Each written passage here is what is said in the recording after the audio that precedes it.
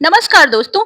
CTET परीक्षा में बार बार पूछे जाने वाले 20 महत्वपूर्ण और ट्रिकी प्रश्नों की एक प्रश्नोत्तरी मैं आपके सामने लेकर के आई हूँ, जो आपको सिलेक्शन के एक कदम और भी करीब ले जाएगा। अपना आंसर आप हमें कमेंट बॉक्स में दीजिएगा। तो चलिए हम शुरू करते हैं।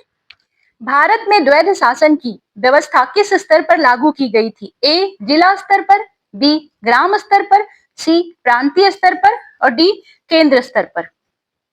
1919 के अधिनियम में यह व्यवस्था केवल प्रांतों में लागू हुई थी। केंद्र में इसका प्रयोग नहीं किया गया, इसीलिए इसे प्रांतीय स्तर से जोड़ा जाता है। ऑप्शन नंबर सी सही है। निम्न में से कौन सा मौलिक अधिकार केवल नागरिकों को ही प्राप्त है? ए जीवन का अधिकार, बी समानता का अधिकार, सी स्वतंत्रता का अधिकार, डी शोषण के विरुद्ध अधिकार। अनुच्छेद 19 के अधिकार केवल नागरिकों को ही मिलते हैं, अन्य अधिकार सभी व्यक्तियों को भी मिलते हैं, इसीलिए यह विशेष श्रेणी में आता है। ऑप्शन नंबर सी सही है। न्यायिक समीक्षा की शक्ति का प्रयोग मुख्यतः किसके विरुद्ध किया जाता है? ए केवल राष्ट्रपति, बी कार्यपालिका और विधायिका दोनों, सी केवल कार्यपालिका, डी केवल विधायिका। न्यायपालिका कानूनों और सरकारी कार्यों की समीक्षा कर सकती है, यदि वे संविधान के विरुद्ध हो तो निरस्त कर सकती है। यह शक्ति दोनों पर लागू होती है। सहायक संधि की एक प्रमुख शर्त क्या थी? ए करों की समाप्ति, बी पूर्ण स्वराज, सी अंग्रेजी सेना की उपस्थिति, डी स्वतंत्र विदेश नीति। भारतीय शासकों को अंग्रेजी सेना रखनी पड़ती थी और उनका खर्च भी उन्हें उठाना होता था। इससे उनकी स्वतंत्रता सीमित हो गई। ऑप्शन नंबर सी सही है। फ्रेंड्स, हम आपका व्याख्या के द्वारा कॉन्सेप्ट भी क्लियर करने का प्रयास कर रहे हैं, जिससे आपको दूसरे क्वेश्चंस को हल करने में मदद मिले। निम्न में से कौन सा राजकोषीय नीति का उपकरण है? ए बैंक दर, बी रेपो रेट, सी CRR, डी कर दर। राजकोषीय नीति में कर और सरकारी व्यय आते हैं, इसे सरकार नियंत्रित करती है। रेपो रेट आदि मौद्रिक नीति के उपकरण हैं।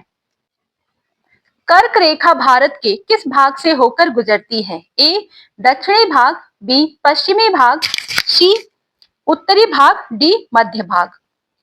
कर्क रेखा भारत के लगभग मध्य से होकर गुजरती है और यह जलवायु विभाजन का आधार है।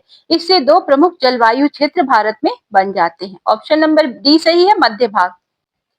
सविनय अवज्ञा आंदोलन का मुख्य उद्देश्य क्या था? ए शिक्षा का प्रसार, बी अन्यायपूर्ण कानूनों का उल्लंघन, सी अंग्रेजों से सहयोग करना, डी करों का समर्थन करना। इस आंदोलन में करों का शांतिपूर्ण उल्लंघन किया गया। नमक सत्याग्रह इसका उदाहरण है। यह ब्रिटिश शासन के विरोध में था। अन्यायपूर्ण कानूनों का उल्लंघन। फ्रेंड्स, कमेंट बॉक्स में जाकर मुझे यह जरूर बताइए कि आपने अब तक कितने क्वेश्चंस का आंसर सही किया है। इससे यह तय होता है कि आपने अब तक कितना ज्यादा तैयारी किया है। समान नागरिक संहिता किससे संबंधित है? ए संवैधानिक संशोधन, बी नीति निर्देशक तत्व, सी मौलिक अधिकार, डी मौलिक कर्तव्य। यह संविधान के भाग 4 में आता है। समान नागरिक संहिता यह नीति निर्देशक तत्वों का हिस्सा है और यह समान कानून की अवधारणा देता है। ऑप्शन नंबर बी सही है, नीति निर्देशक तत्व। जीएसटी को किस प्रकार का कर माना जाता है? ए संपत्ति कर, बी स्थानीय कर, सी अप्रत्यक्ष कर, डी प्रत्यक्ष कर। जीएसटी वस्तुओं और सेवाओं पर लगता है, इसे उपभोक्ता अंतिम रूप से भुगतान करता है। यह एक अप्रत्यक्ष कर है। कांग्रेस की स्थापना के समय इसका मुख्य उद्देश्य क्या था? ए क्रांति करना, बी प्रशासन में भागीदारी बढ़ाना, सी सामाजिक सुधार, डी स्वतंत्रता प्राप्त करना। शुरुआत में कांग्रेस का जो उद्देश्य था यह प्रशासन में भागीदारी था। बाद में यह स्वतंत्रता आंदोलन का केंद्र बन गई। यह प्रारंभ में मध्य मार्गी थी। ऑप्शन नंबर बी सही है, प्रशासन में भागीदारी बढ़ाना। अनुच्छेद 21 का विस्तार मुख्यतः किससे जुड़ा है? ए समानता, बी जीवन की गुणवत्ता, सी न्यायपालिका, डी स्वतंत्रता। अनुच्छेद 21 जो है, समय के साथ इसका दायरा बढ़ा है। इसमें गरिमामय जीवन भी शामिल हुआ है। यह एक व्यापक आधार है। ऑप्शन नंबर बी सही है, जीवन की गुणवत्ता। फ्रेंड्स, वीडियो को अंत तक जरूर देखिएगा, क्योंकि लास्ट में मैंने कुछ बहुत ही महत्वपूर्ण क्वेश्चंस को ऐड कर दिया है, जिससे आपकी जो सीटेट की तैयारी है और भी ज्यादा मजबूत हो।